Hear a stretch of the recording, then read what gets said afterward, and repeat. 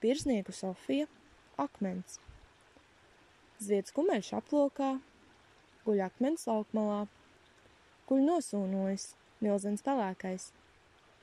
Ne vārds tam, ko izrunāt, ne doma, to izdomāt. Guļ zemē uz krūtīm, tik nedzīvais. Un aptaustāts pelēks rīts, bez saules, viss miglā tīts. Nāk akmeņkalis, pie akmeņa laukmalā, un kaļ to, un dziesmu dzied, un sola uguni liet. Dzīvu uguni sirdī, tam nedzīvu.